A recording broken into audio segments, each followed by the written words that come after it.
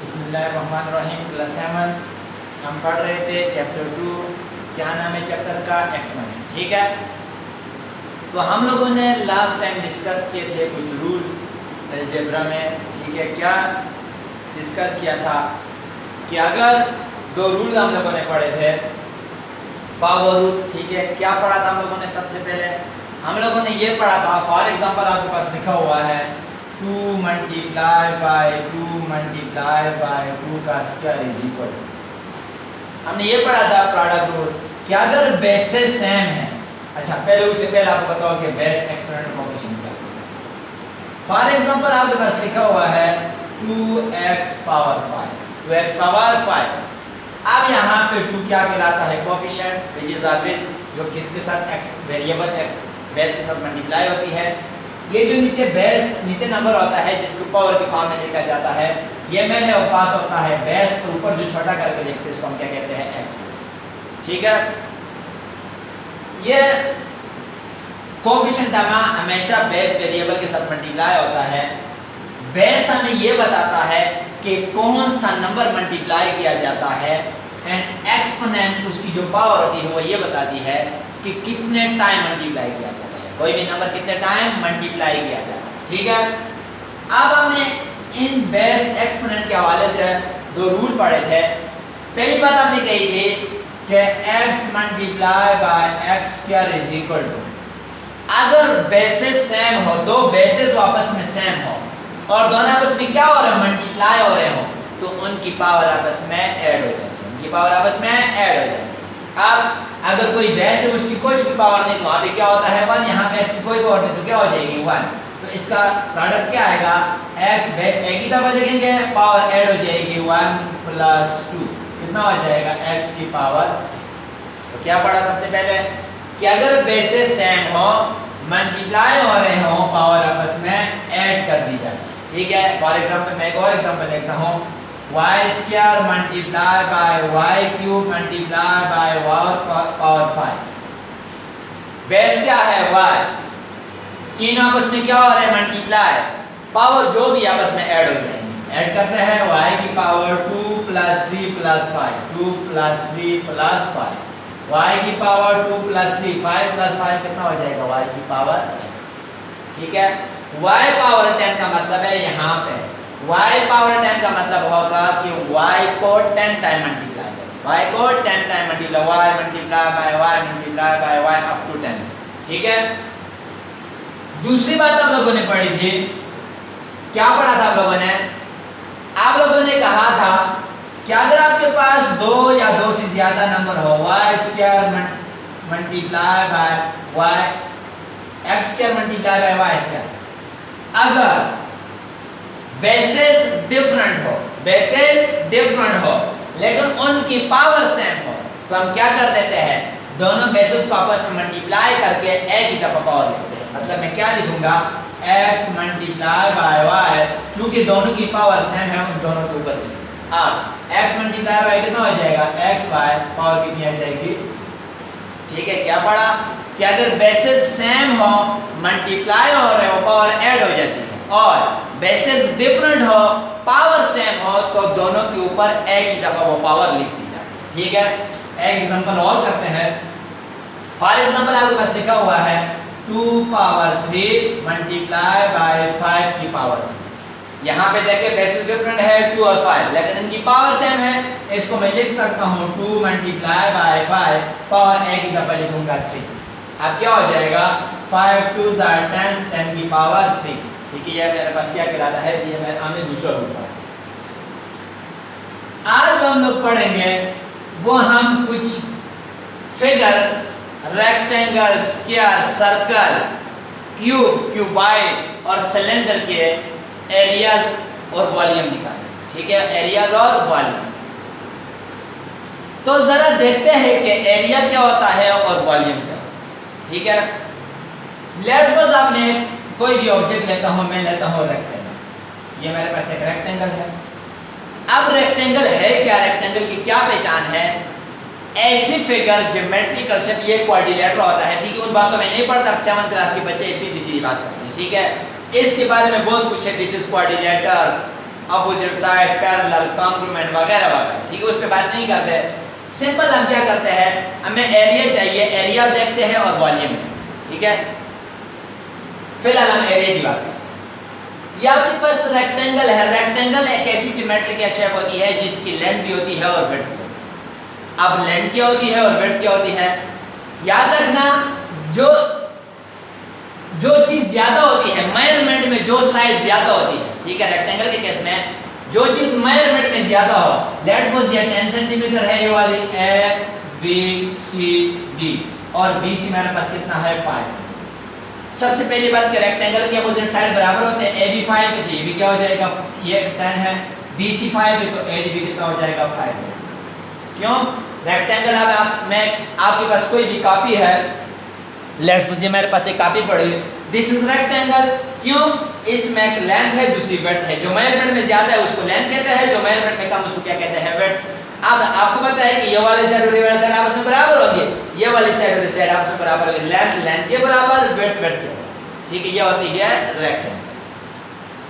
अब एरिया क्या, जब आपके पास कोई भी शेप होगी, चाहे सर्कल हो, रेक्टेंगल हो, स्क्वायर हो, कोई भी हो, जब आप इस टोटल, ये जो टोटल शेप है इसके अंदर घूमेंगे, इसको मेजर करेंगे लेंथ वाइज भी और विड्थ वाइज भी, ये टोटल एरिया इसके अंदर आप घूमेंगे तो ये इसका क्या कहलाएगा, एरिया। क्या कहलाएगा, एरिया, जो टोटल उसके अंदर स्पेस होती है, एरिया।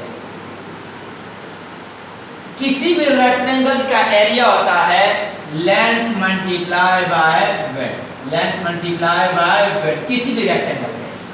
अगर इधर हम देखें, दूसरी बात कि एरिया का यूनिट होता है मीटर स्क्वायर, क्यों, क्योंकि हमें पता है लेंथ को भी मीटर में मेजर किया जाता है, मतलब यूनिट स्क्वायर होगा, जरूरी मीटर स्क्वायर, फीट स्क्वायर भी हो सकता है, यार्ड स्क्वायर भी हो सकता है, मीटर स्क्वायर भी हो सकता है, सेंटीमीटर स्क्वायर भी हो सकता है, जो भी होगा साथ स्क्वायर लगेगा। क्यों, अब यहाँ पे मैंने सेंटीमीटर में की, मैं 10 centimetre multiply by 5 centimetre, 5 10 are 50 centimetre multiply by centimetre कितना हो जाएगा, सेंटीमीटर का स्क्वायर, तो यूनिट स्क्वायर होता है, ठीक है। अब अगर इधर में एरिया देखो, लेंथ कितनी है 10 multiply by width 10 centimetre, width कितनी है 5 सेंटीमीटर, तो कितना हो जाएगा 5 10 are 50 सेंटीमीटर का स्क्वायर, तो इसलिए हम क्या लिखते हैं, स्क्वायर।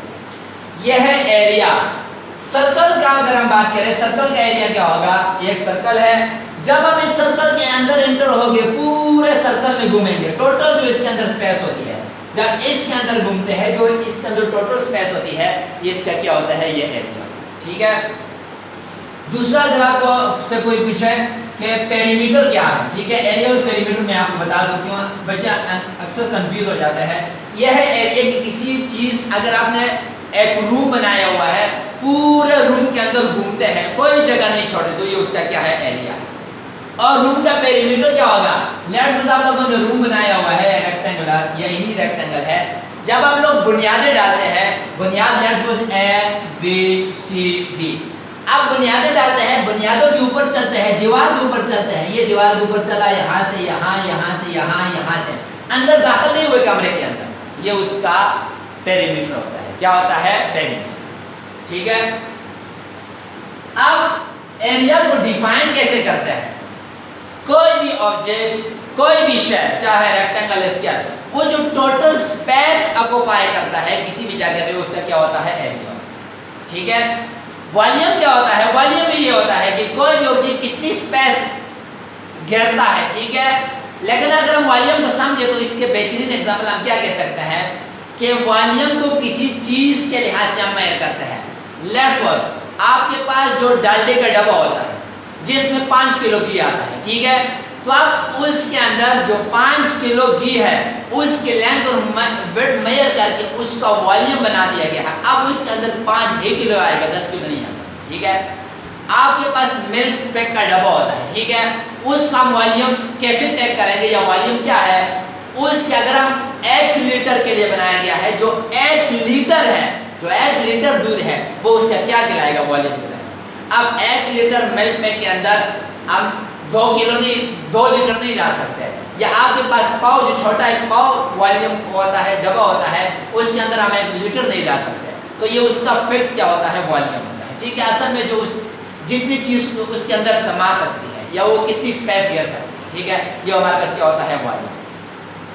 आज हम कुछ फिगर्स की एरिया और वॉल्यूम निकालेंगे, ठीक है। एरिया कोई जो जगह, कोई भी चीज जितना जगह घेरती है, वॉल्यूम भी ये होता है कि वो कितना जगह घेरता है, ठीक है। अब मुख्तलिफ फिगर की एरिया कैसे निकालते हैं, वॉल्यूम कैसे निकालते हैं, पेरीमीटर कैसे निकालते हैं, लेकिन चूंकि हमें एरिया और वॉल्यूम का पूछा हुआ है, वो जो फिगर हमारे सामने आई उसको हम क्या करेंगे, कैलकुलेट करेंगे, ठीक है। तो एक्सरसाइज पे जाते हैं। एक्सरसाइज में साथ साथ में फिगर बनाऊंगा, फिर बताऊंगा कि इस फिगर का एक्सरसाइज कौन सी एक्सरसाइज है, 4.1। कौन सा क्वेश्चन करना है, क्वेश्चन नंबर 4। क्वेश्चन नंबर 4 में मैं फिगर बनाता हूं। सबसे पहले आपको दिया हुआ है रेक्टेंगल। रेक्टेंगल का हम लोगों ने एरिया निकालना है। फिगर दी हुई है,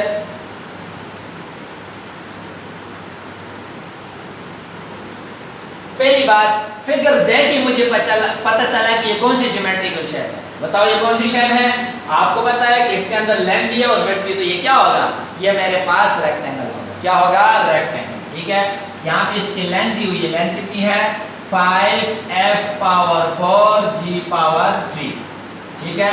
और इसकी विड्थ दी हुई है 3f g का स्क्वायर। रेक्टेंगल का एरिया क्या होता है, वो बात की बात है। सबसे पहले रेक्टेंगल देख के आप लोगों ने क्या बताना है कि इसका लेंथ कितनी है और विड्थ कितना है, ठीक है।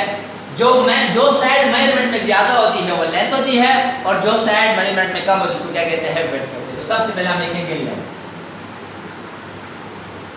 Length is equal to L is equal to, length को L से डिनोट करते हैं। लेंथ कितनी है, 5f पावर 4 g पावर 3। क्यों, क्योंकि ये वाली साइड से बड़ी है तो ये लेंथ हो जाएगी। अब अगर ये 5f पावर 3 g क्यूब है तो ये भी इतनी होगी। ये वाली साइड जो 3f g स्क्वायर है, ये भी कितना होगा, 3f g स्क्वायर होगा, क्योंकि रेक्टेंगल की अपोजिट साइड आपस में बराबर होगी, ठीक है। फिर हम इसकी विड्थ लिखते हैं, विड्थ या ब्रेड्थ जिसको कहते हैं। Width is equal to w is equal to कितना है, 3f g का स्क्वायर। अब आप लोगों ने फार्मूला याद रखना है कि रेक्टेंगल का फार्मूला, रेक्टेंगल के एरिया का फार्मूला होता है length multiply by width, length multiply by width, ठीक है। इसकी लेंथ और जब विड्थ आपस में मल्टीप्लाई हो जाएगी तो आपके पास जो फिगर रेक्टेंगुलर फिगर है, इसके हमारे पास क्या आ जाएगा, एरिया, ठीक है। जिस तरह आप लोग कोई कारपेट लेने जाते हो, आप कहते हो मुझे 14 बाय 13 दे दे या 18 बाय 17 दे दे, तो वह असल में क्या बता रहे होते हैं, वो रूम का एरिया बता रहे होते हैं, ठीक है। बिल्कुल इसी तरह जब हम इस रेक्टेंगल का एरिया निकालेंगे, एरिया, ये चूंकि रेक्टेंगल है, area rectangle is equal to क्या होता है, length multiply by width, length multiply by width. अब ये आपने याद करना है फार्मूला। बाकी क्वेश्चन आपको क्या सिखा रहे हैं, इसमें आपको सिर्फ फार्मूला सिखा रहे हैं कि रेक्टेंगल का एरिया किसके बराबर है। दूसरा, बेसिस सेम है, मल्टीप्लाई पावर आपस में ऐड हो जाती है, आपको ये चीज, ठीक है। लेंथ कितनी है मेरे पास, 5f power 4 g power 3 multiply by 3f g का स्क्वायर, 3f g का स्क्वायर। अब आपको पता है बेसिस सेम मल्टीप्लाई और पावर आपस में ऐड होती है। सबसे पहले 5 मल्टीप्लाई बाय 3 कितना हो जाएगा, 15। अब यहाँ पे भी f, यहाँ पे भी f, बेसिस सेम है और क्या हो रहा है, मल्टीप्लाई पावर ऐड हो जाएंगे। यहाँ पे पावर कितनी है, 4, यहाँ पे f की कोई पावर नहीं तो क्या हो जाएगी 1, ठीक है। g का लिखेंगे, g भी बेसिस सेम है, g क्या हो रहा है, मल्टीप्लाई पावर ऐड हो जाएंगे, 3 + 2, इसकी पावर 3, इसकी पावर 2, ठीक है। 15 f 4 में 1 जमा किया 5, g की पावर 3 में 2 जमा किया 5। आगे लिखूंगा यूनिट स्क्वायर, यूनिट स्क्वायर। क्योंकि हमें पता है कि एरिया का यूनिट होता है यूनिट स्क्वायर, मतलब सेंटीमीटर का स्क्वायर, यार्ड का स्क्वायर, मीटर का स्क्वायर, जो भी आपके पास जिस मीटर में, मतलब इस लेट्स इसको मैं सेंटीमीटर के साथ मेजर करता हूँ, फुट के साथ मेजर करता हूँ, गज के साथ मेजर करता हूँ, मीटर के साथ, जिसके साथ मैं मेजर करूंगा उसका स्क्वायर आएगा। क्यों, क्योंकि ये वाली साइड मेजर करूंगा, ये वाली साइड, दोनों का यूनिट क्या हो जाएगा, यूनिट का स्क्वायर, ठीक है, ये था मेरे पास रेक्टेंगल। दूसरी फिगर है, और फिगर का देखते हैं।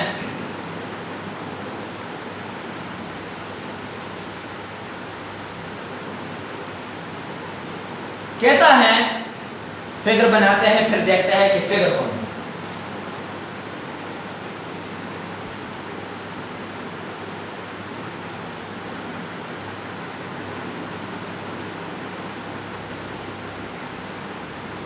बताओ जरा शाबाश। 6 में आप ज्योमेट्री पढ़ के आइए, कौन सी फिगर है? वो कौन सी फिगर होती है जिसकी चारों साइड आपस में बराबर होती है, जिसकी चारों साइड आपस में बराबर होती है।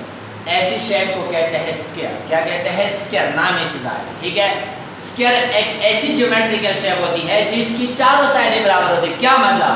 अगर ये साइड 5 सेंटीमीटर है, ये भी 5 होगा, ये भी 5 होगा, ये भी 5, तो तमाम साइडों की लेंथ क्या होगी? बराबर, ठीक है। अब इसको आप एक साइड को एल बी की लेंथ भी कह सकते हैं, एक साइड भी कह सकते हैं, ठीक है। दूसरी बात कि स्क्वायर का एरिया क्या होता है?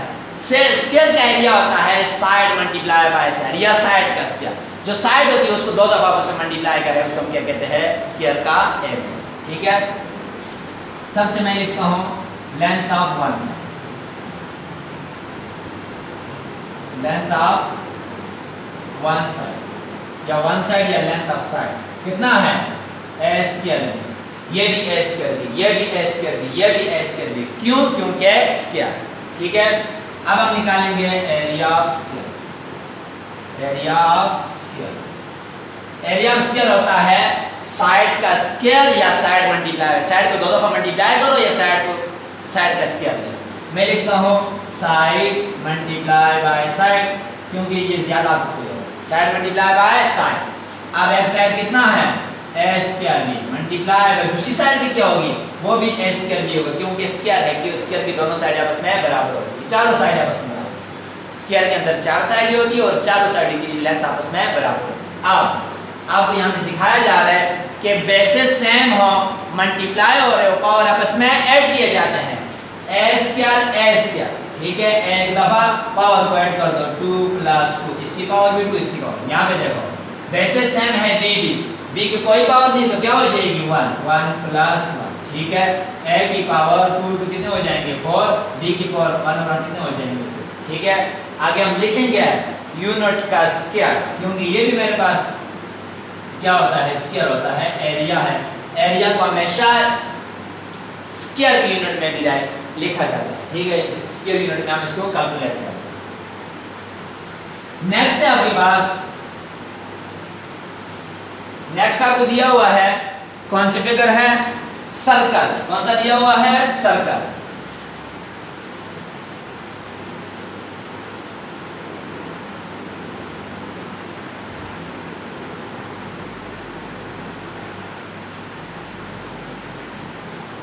सर्कल आ गया।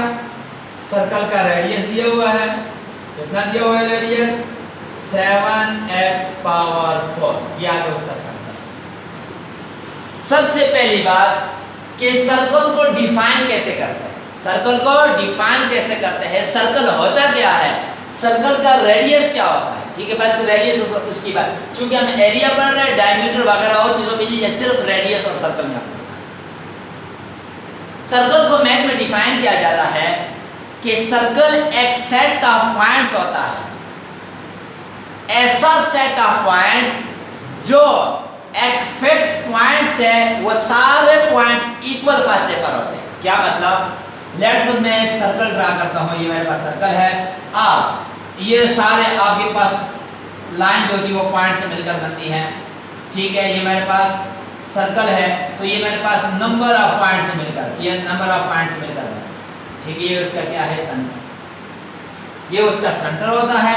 आप कंपास लेते हैं, कंपास को फिक्स करते हैं और आप घुमाते हैं, हर तरफ वो जो स्पेस होती है, सर्कल होता है, वो हमारे पास इक्वल फासले पर होता है, बिल्कुल। मैंने यहाँ पे सर्कल बनाया, ये जो फिक्स पॉइंट है सेंटर में, इसको क्या कहते हैं? Centre of the circle.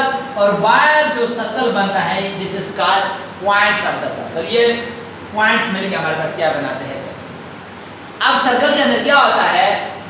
ये जो लाइन सर्कल जिसने बनाया हुआ है, ये जिस तरफ भी देखे इधर देखो, जहां भी चेक करो, इस सेंटर पॉइंट से ये एरिया हमेशा क्या होगा, बराबर होगा। क्या होगा, बराबर।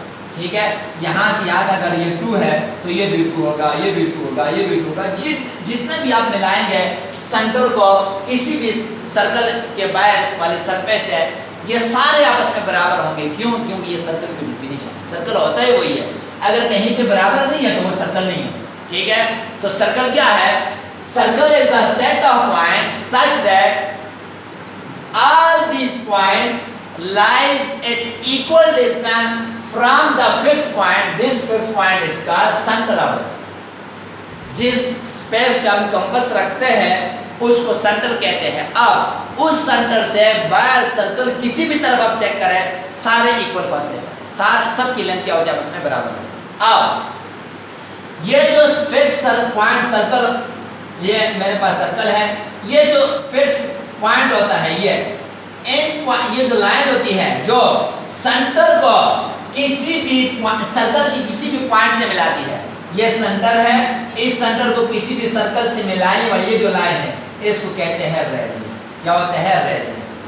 एक सर्कल के अंदर अब जितने भी रेडियस ड्रा करेंगे सारे आपस में बराबर होंगे, सारे आपस में बराबर होंगे, क्योंकि ये सर्कल की डिफिनीशन। ठीक है, circle is the set of point such that each point of a circle lies at equal distance from the fixed point of the circle, which is called center of the circle.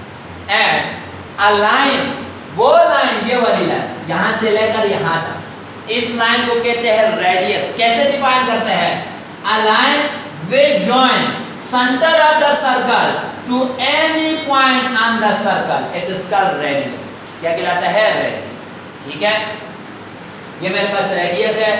अब circle का area क्या होता है? सबसे पहले याद रखना, circle के रेडियस, सर्कल का एरिया फाइंड करने के लिए हमें सबसे पहले जो जरूरत है हमारे पास होता है रेडियस। रेडियस हमें पता होना चाहिए। अगर रेडियस आपके पास नहीं, आप किसी भी सर्कल का एरिया नहीं निकाल सकते। रेडियस कैसे निकालेंगे? सर्कल बना होगा, सेंटर से किसी एक तरफ आप डिस्टेंस मेजर करें, बाहर सर्कल के बाहर जो पॉइंट होता है उस तक आपको रेडियस मिल जाएगा। अब यहाँ भी दिया हुआ है, क्योंकि यहाँ से लेकर यहाँ तक ये मेरे पास क्या कहलाता है? रेडियस। तो मैं लिखूंगा रेडियस को स्मॉल आर से प्रेजेंट करते हैं, 7x पावर 4 रेडियस दिया। अब सर्कल का एरिया क्या होता है? इसके लिए फार्मूला याद, area of circle. Area of circle होता है pi r square. Pi r square.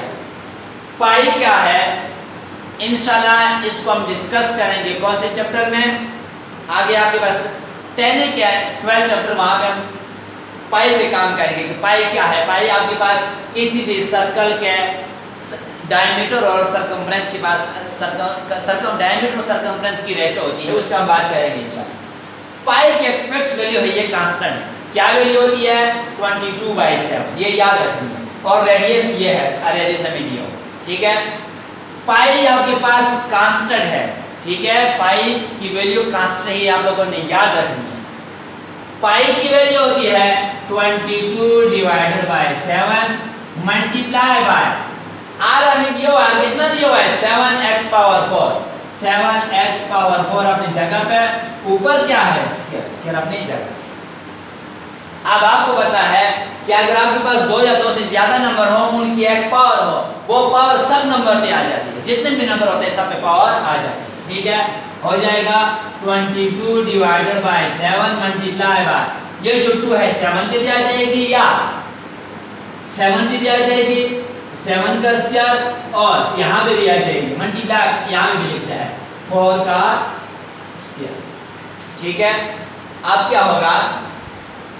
22/7 multiply by 7 के स्क्वायर का मतलब है 7 को 2 बार मल्टीप्लाई करो, 7 multiply by 7।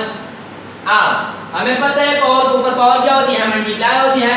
Multiply by x, 4 2s are 8, 4 2s are 8। अब आगे क्या होगा? हमें पता है ये 7 सर क्या हो जाएगा? कैंसिल हो जाएगा। कितना रह गया? 22 multiply by 7 multiply by x power 8 multiply by x power 8। Multiply करो 22 multiply by 7, 7 2s are 14, 4 1 carry, 7 2s are 14, 14 में 1 जमा किया 15, कितना आया 154, साथ क्या आ जाएगा x की पावर 8, आगे क्या होगा यूनिट का स्क्वायर, जो भी यूनिट होगा उसका क्या हो जाएगा स्क्वायर, ठीक है। ये था आपके पास area of the circle, area of the circle. आगे वॉल्यूम में निकालना है, बहुत सारे फिगर है, बस फिलहाल आज के लिए काफी, ये तीन चीज आप लोगों ने पढ़ी, area of rectangle, area of square और ये एरिया ऑफ द सर्कल, ठीक है। आज आप लोगों ने क्या पढ़ा, आज आप लोगों ने पढ़ा एरिया। एरिया किसी भी शेप का क्या होता है, ये वो टोटल स्पेस होती है जो कोई भी ऑब्जेक्ट गिरता है और ऑब्जेक्ट ऑक्युपाई करता है, घेर लेता है, ठीक है। हम लोगों ने सबसे पहले पढ़ा रेक्टेंगल, कि रेक्टेंगल आपके पास क्या होता है, याद रखना रेक्टेंगल ऐसी ज्योमेट्रिकल शेप होती है जिसमें लेंथ भी होती है विड्थ भी होती है। लेंथ जो साइड मेजरमेंट में ज्यादा होती है वो लेंथ होती है और जो मेजरमेंट कम होती है हमारे पास क्या होती है विड्थ होती है। याद रखना अगर ये लेंथ है तो ये भी लेंथ होगी, दोनों आपस में बराबर होगी, ये विड्थ तो ये भी विड्थ होगी, ये भी दोनों आपस में क्या होगी बराबर। फिर रेक्टेंगल का एरिया होता है area of rectangle, area of rectangle, किसी भी रेक्टेंगल का एरिया बराबर होता है length multiply by width, length multiply by width, ये किसी भी रेक्टेंगल का एरिया, ठीक है। उसके बाद आप लोगों ने पढ़ा स्क्वायर, क्या पढ़ा स्क्वायर। अब जैसे ही आप फिगर देखो सबसे पहले आप लोगों ने डिसाइड करना है कि ये शेप कौन सी है। अब स्क्वायर क्या होता है, ऐसी शेप होती है जिसकी चारों साइडें बराबर हो, ये चारों साइड जब आपस में किसी भी शेप के बराबर हो उस शेप को कहते हैं स्क्वायर, ठीक है। अब स्क्वायर का एरिया होता है एरिया स्क्वायर, कोई भी स्क्वायर है उसका एरिया बराबर होगा साइड मल्टीप्लाई बाय साइड। किसी भी स्क्वायर का एरिया होता है साइड मल्टीप्लाई बाय साइड या साइड का स्क्वायर, जो आप आसानी से साइड मल्टीप्लाई बाय साइड ज्यादा आसान, साइड मल्टीप्लाई बाय साइड, ये होता है स्क्वायर का एरिया। फिर आप लोगों ने पढ़ा सर्कल और सर्कल का एरिया, कि सर्कल आपके पास क्या है, सर्कल आपके पास ऐसा सेट ऑफ पॉइंट्स होता है जो सारे पॉइंट्स एक फिक्स पॉइंट से इक्वल फासले पर होते हैं, इस पॉइंट को कहते हैं सेंटर। मतलब सर्कल एक ऐसा पॉइंट सेट ऑफ पॉइंट्स होता है जो एक सेंट्रल पॉइंट से इक्वल फासले पर होती है, ये सारे हर तरफ एक स्पेस क्या होगी इक्वल होगी, और इस स्पेस को जो सेंटर को सर्कल की किसी भी पॉइंट से मिलाते हैं इसको क्या कहते हैं रेडियस, क्या कहते हैं रेडियस, ठीक है। एरिया ऑफ सर्कल क्या होता है, area of circle, area of circle होता है pi r square, pi r square. अब पाई क्या चीज है, पाई एक कांस्टेंट है जिसकी वैल्यू क्या है, पाई ग्रीक लेटर है, इसको वैल्यू दी 22/7, ये कांस्टेंट है। पाई को हम आगे डिस्कस करेंगे, आपको बताऊंगा जिस चैप्टर में हम इंशाल्लाह पढ़ेंगे 12 के लेवल चैप्टर में हम पाई को पढ़ेंगे। पाई को डिफाइन करता है कि it is the ratio between circumference and diameter of the circle, किसी भी सर्कल के जो सर्कमफ्रेंस और डायमीटर उसके दरमियान जो रेशियो जो हमारे पास क्या कहलाती है पाई की, इसकी वैल्यू याद रखना 22। ये था आज का, मैं आपको होमवर्क दे देता हूँ, आप लोग कोशिश करना कि आप लोग निकालें इसका एरिया। आपको मैं एक फिगर देता हूँ, आप लोगों ने खुद डिसाइड करना है कि ये कौन सी शेप और उनका एरिया निकालना, ठीक है। मैं देता हूँ 5x² और यहाँ पे मैं लिखता हूँ 2x3, इस फिगर का एरिया निकालो। और आप लोग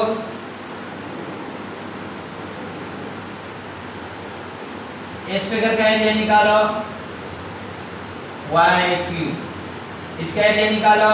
और आप लोगों ने सर्कल का एरिया निकालना, एक सर्कल है 3w का 3w पावर 5, 3w पावर 5, इन तीन शेप्स का आप लोगों ने क्या निकालना है, ठीक है। रेक्टेंगल, स्क्वायर और सर्कल। कोई मसला हुआ मुझसे पूछ लेना, मैं आपको बता दूंगा। Okay, thank you.